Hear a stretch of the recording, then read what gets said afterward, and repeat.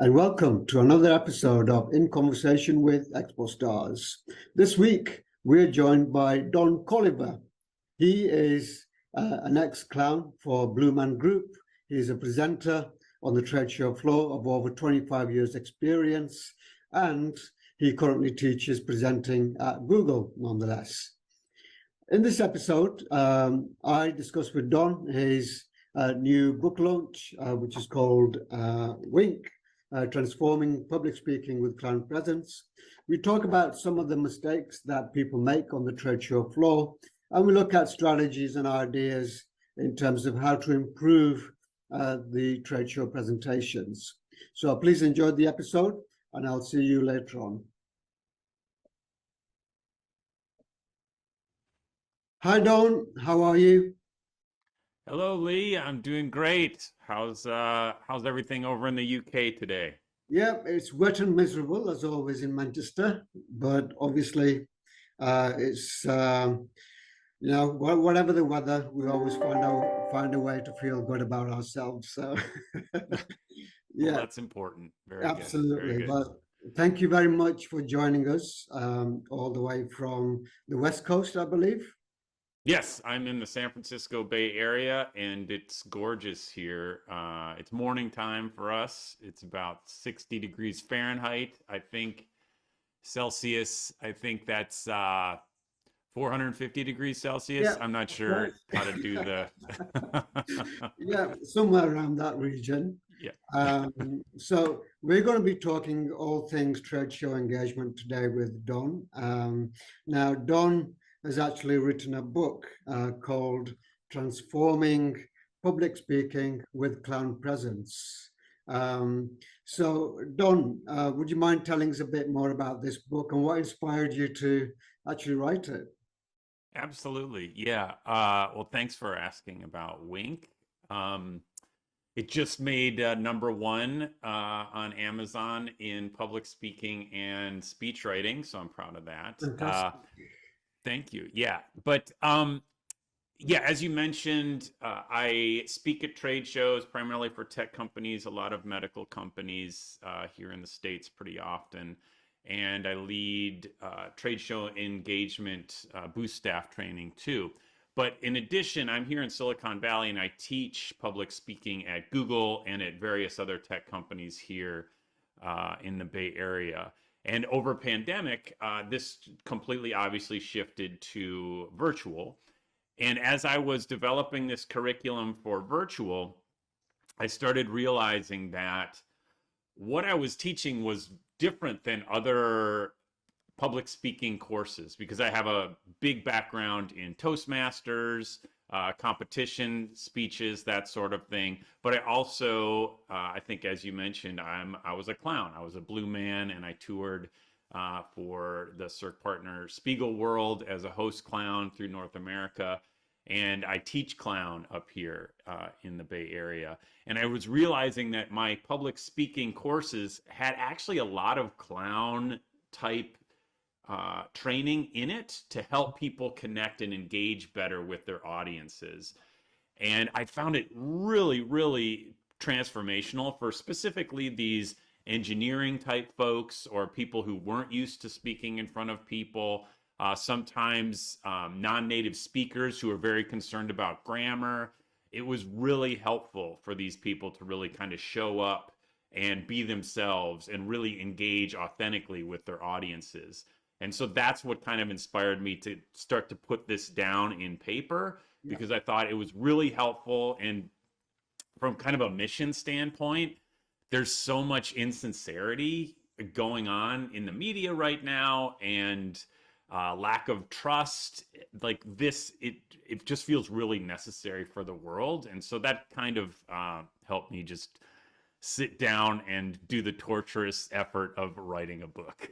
Oh, fantastic. How was the process? It was challenging. It was challenging, but I'll tell you, like so many other things, I found that by creating a accountability group of peers who are also writing nonfiction books, that was the secret. Just showing up every couple weeks and not criticizing, not giving feedback, just supporting each other. Like, how did you do? Did you get some pages done? That's the only way I made it through. I would not have done it alone. Yeah.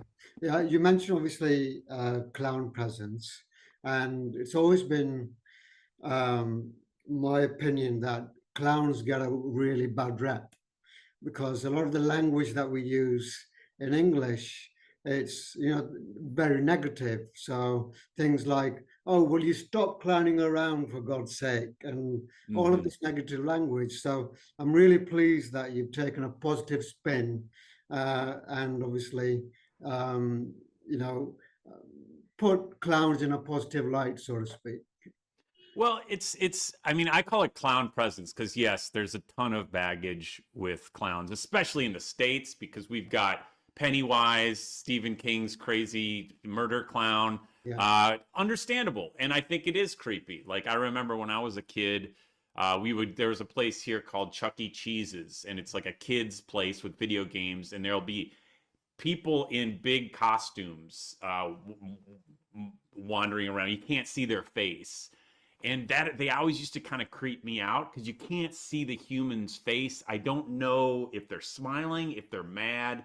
And I feel the same thing about someone in like really heavy face makeup. I don't really know what's going on. Yeah. So that's the opposite of what I'm talking about. I'm talking about removing all the makeup and really being present and authentic when you're showing up, and it makes it a lot easier to connect and engage. And I think that's the connection into trade shows too. Yeah, okay. So talking of trade shows, let's talk about the essence of engaging face to face with attendees. So companies obviously spend a lot of money dressing up their booth and getting people to notice them, but they get the biggest thing wrong, which is the face to face. Okay.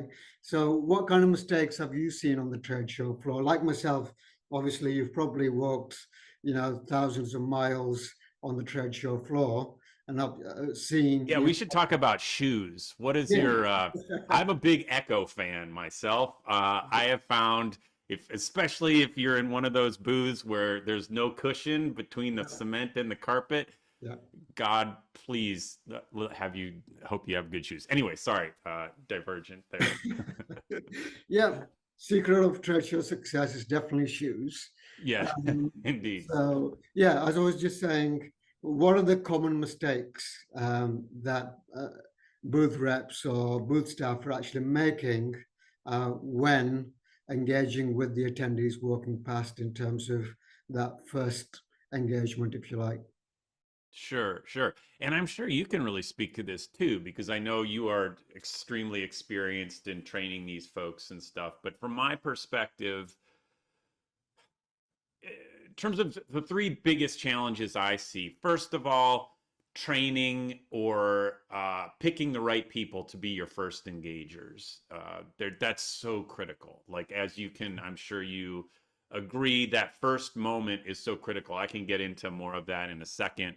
Um, Secondly, is visibility. A lot of times, the designs of the booths, it blocks a bunch of areas, and although it can look really great probably in the 3D model, in the actual experience of the trade show, a crowd brings a crowd, and people who seem like they're having good conversations bring a crowd. Yeah. And if it's all blocked off, you'll have customers that you've previously made bookings with will show up, but nobody else is going to just kind of wander in. Absolutely. So that, and then lastly, in terms of presentations, oh man, presentations that are too long, it'll just kills. And I get it.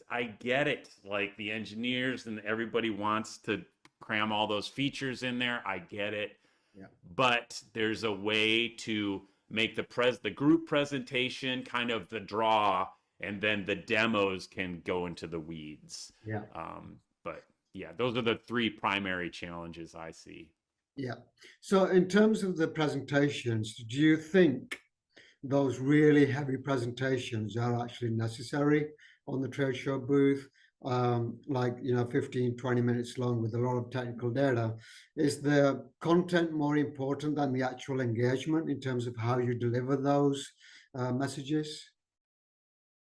Well, I think if, oof, I'm sure you have an opinion on this. I think if you are building a theater in your booth, Yeah, I think 7 minutes is the absolute longest it should be. yeah, And it should really be showtime, yeah, because once you get past the really high level, I think then you're talking about specific customer problems, and that should be a dialogue, yeah, rather, because you're just by the nature of communication, if you're speaking one to many, you can't get and address their specific problems in that large scale situation. yeah, So I think building presentations so there are swells of maybe the audience reacts, maybe the audience has a moment to stand or clap or cheer.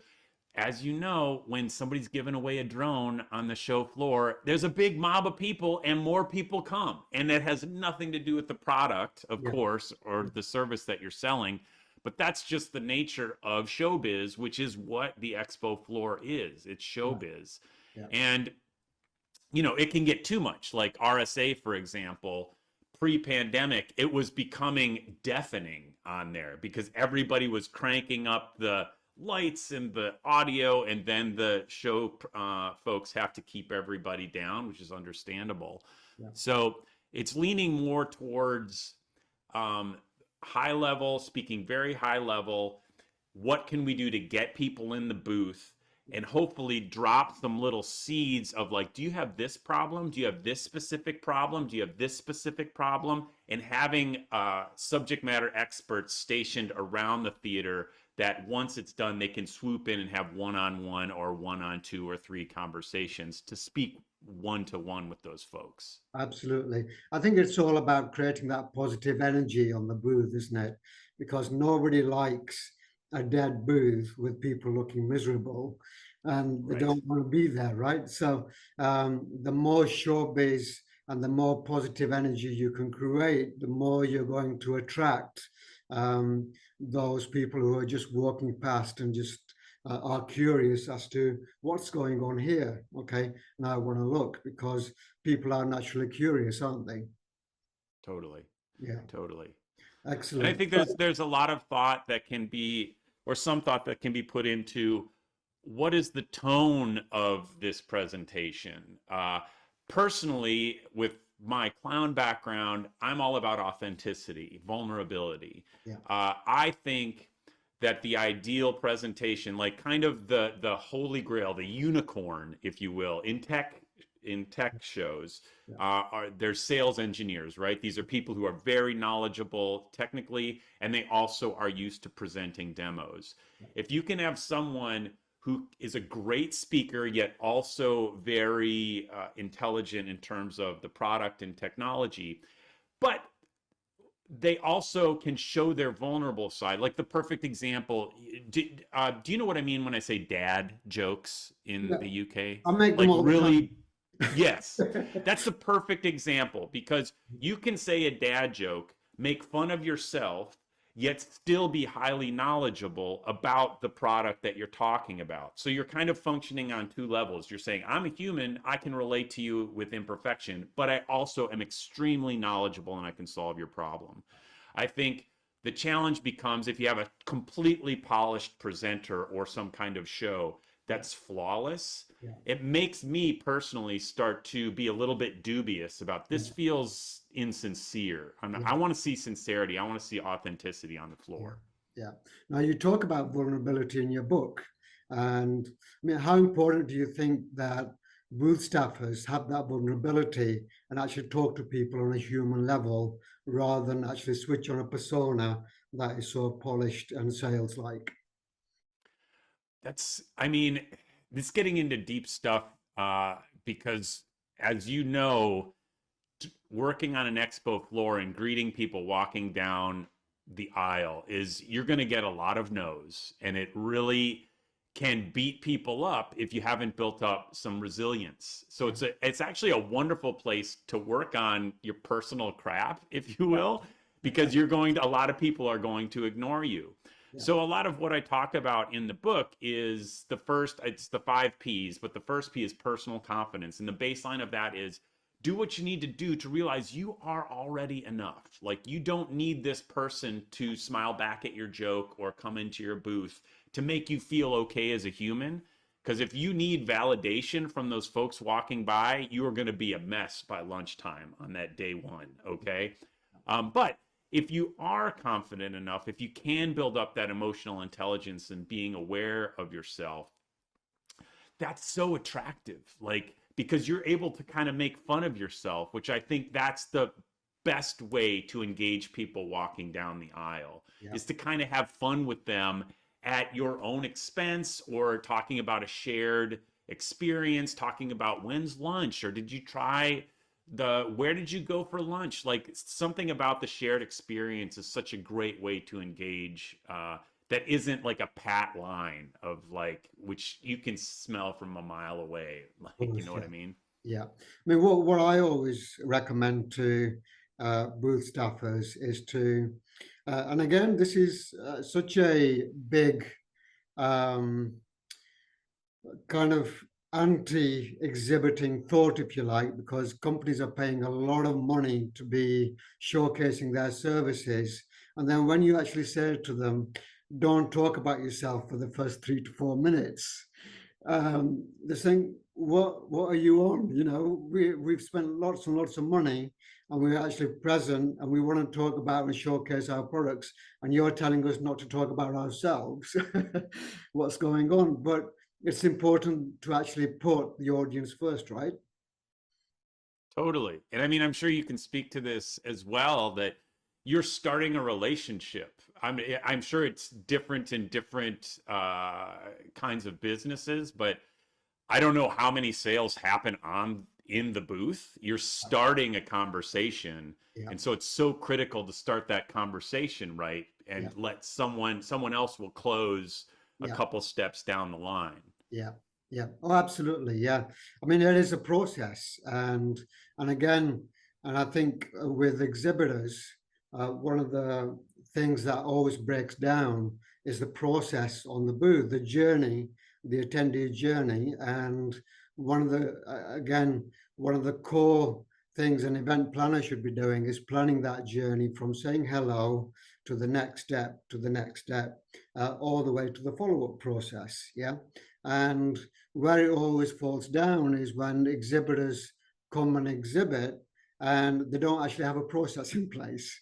Somebody turns up and says, hello, tell me a bit more about what you're doing. And then your booth reps give a 15-minute, 10-minute pitch. And then the attendee goes, well, thanks very much.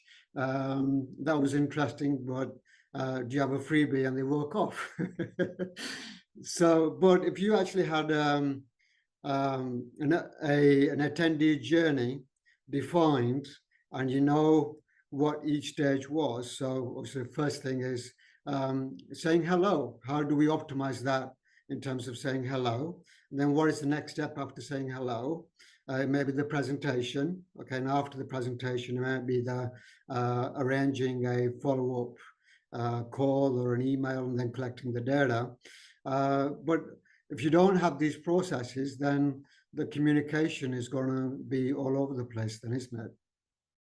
Totally. Yeah, absolutely. I feel like participants or attendees want to feel this is kind of a touchy-feely word, but they want to feel held when they come in that booth. And like, you've got it. You've got them. And a lot of times, frankly, the first engagers don't know the product that well. And that's just the nature of how it is. But they should absolutely know who to hand that person off to. And that interaction should be smooth as silk. They should know to get the person's name. They should know the expert's name, and they should make that introduction. And it should feel like the customer or the prospect is held through every step of that process. Absolutely. Because I know me, if I was doing that and it feels awkward, I as a prospect start to feel like I need to take care of what's going on. Like, oh, don't worry about it. I'll find the person. Yeah,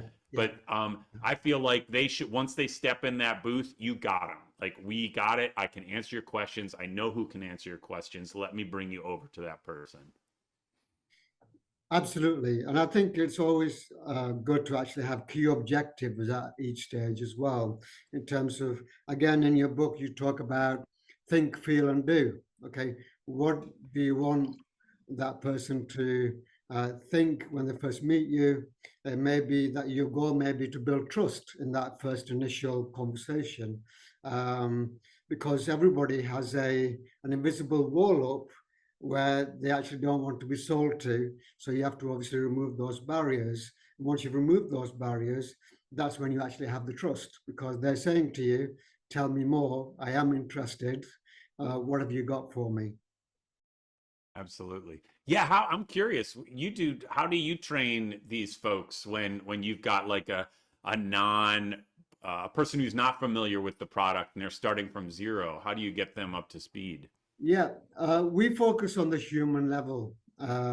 We don't, like I said to you before, the key goal is not to understand, the product. The key goal is to understand people. Okay, so our goal when we're present when one of our staffers works at a trade show booth, it's all about that personal engagement. Okay, stopping somebody, removing the barrier, okay, to that engagement, creating that trust, building that initial relationship, and then handing over to a booth rep who can actually answer all of the technical questions. So our goal is to understand who the attendee is, what their why they're actually attending the exhibition, and what their business challenges are. And once we've identified that information, the rest then is up to the technical people, because we obviously are not experts in the product. Yes, we understand who the target audience could be. We understand what the elevator pitch and what the USPs are of the client. But if somebody asks us to go into detail, that takes, some products, obviously in the Silicon Valley, like for example, artificial intelligence, software, and all of this, that can take 3 to 6 months to learn. And you need particular types of people to be able to understand and take on board that information. But the key thing again is to look at the types of personalities that you actually need on the booth. So a typical technical person, for example, they might not be confident in terms of engaging with people, but they're very good with the product knowledge. So what you need at the front end is someone who is not afraid to take a step forward and actually stop somebody in their tracks and say hello and build that initial relationship. Whereas somebody who is highly technical, they would actually excel at doing a great presentation and answering those technical questions. So it's we have a phrase here in the UK called horses for courses. I'm not sure whether you've heard about that. Have not. Okay, so basically it's having the right people for the right task. Okay, and that's where we talk about when you build that attendee journey on the booth, you've got to have the right personalities to be able to do that task effectively. Indeed, indeed. And I know, yeah, there is a danger with those first engagers to imply knowledge, because I know I would almost say most of the people who ask me questions on the floor aren't really, they already know the answer. They're more poking to see if I know the answer. Yeah, yeah. And once I get them with like a fellow nerd, frankly, I'm a nerd, but a person who really wants to go deep, they are so happy. All they want to do is talk weird, deep technology stuff. Yeah, absolutely, yeah. And that's like a perfect way to build that trusting relationship, which then they may reveal their real issue that they need to work on. Yeah. Because certainly I do a lot of cybersecurity conferences, and people like to just talk about that stuff a lot of times. And a lot of the presentations are about exciting things that have happened, or breaches, or how breaches have been foiled, or how breaches happened. And Yeah. people just like to talk about that. It's interesting. Yeah. And I think that's the perfect way for, if you can get that person from the aisle into the booth to talk to the expert, that's the perfect way to really um, put the company in the light that you're looking to show yourself as. Yeah, absolutely. I mean, I totally agree with you. I mean, booth staffers obviously need to be honest, and not actually blag. And that's a mistake that, again, what I find is that a lot of sales reps can actually make. Um, they don't. They're used to being out in the field and actually having a technical person with them.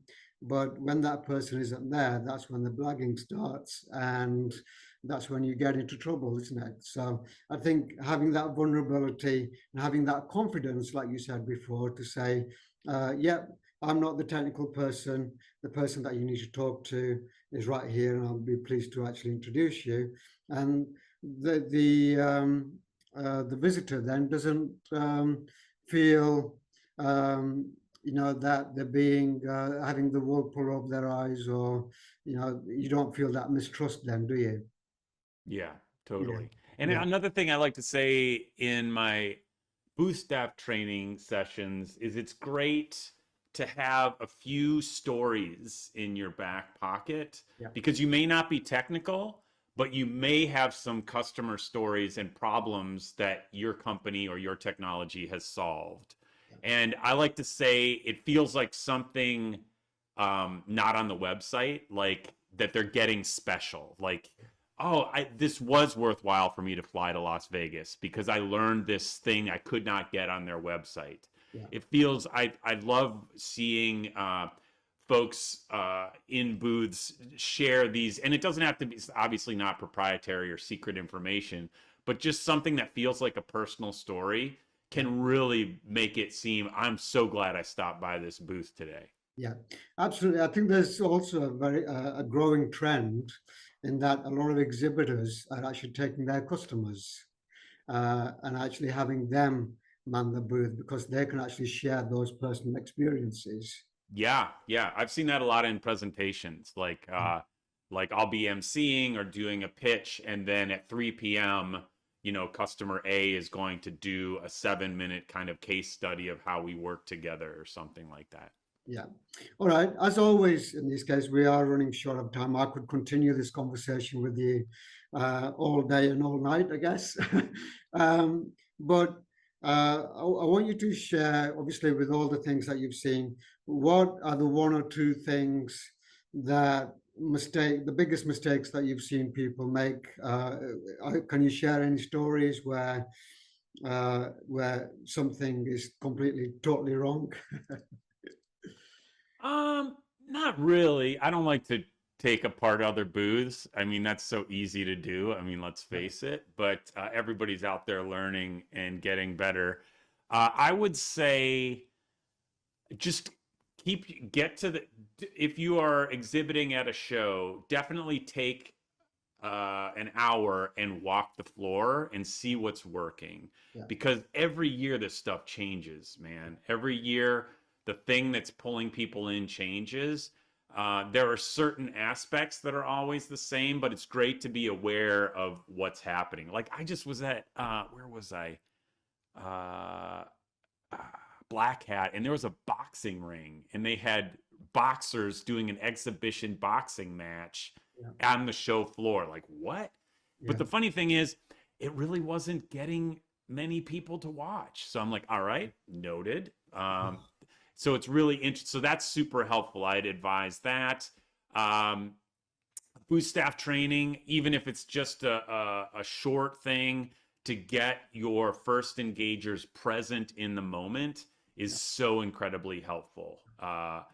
And let's see, I guess just keep an eye on the length of those presentations. Someone's got to say, we got to cut this down. Someone's got to be the bad guy in those things. But after the end of the first day, everybody's going to look and be like, this thing's too long. Like, and at that point, who's going to edit it? You know what I mean? So it's good to take care of that in the top. Yeah, I think that's it. Yeah, all right. And one last tip from you. What are your tips on how to choose the best presenter to deliver the message? If you have a presentation on the booth, how do you decide whether an outside professional will be better or somebody internal? How do you make that decision? Well, that's a tough call. If you have one of those unicorns, like a product expert that is a wonderful speaker who can also has the confidence to pause the presentation, address whatever's going on in the booth theater, that is the holy grail. That's incredible. If you have someone who needs to stay focused on their script and anything that happens, that actually might cost you negatively in terms of the impression on the show floor, because that's not the place for that. There are other great, like a webinar might be better for that kind of person. It's more showtime and engagement on the show floor. So in that case, you might want to reach out to a trained professional. But I do have an exercise, I'm glad you brought this up, that can help if someone's training for a trade show. If they go to doncolliver.com/expo, there's a free exercise you can run. It takes 4 people, and it basically trains your presenter to get through the content while at the same time responding to what's going on to his listeners or their listeners, which is the most important thing on the trade show, especially happy hour when they roll out the beer carts, because you're going to get some hecklers in there. So you have to be cool with it. You have to be ready to roll with it, because frankly, if I see a presenter who can roll with something weird that's going on, I'm on board. Whatever you have to say, you clearly are confident and know your stuff. Fantastic. Well, thanks very much, Don, for your insights, valuable insights, and look forward to seeing you on the trade show floors very soon. Thanks so much, Lee. Take it easy. Thank you.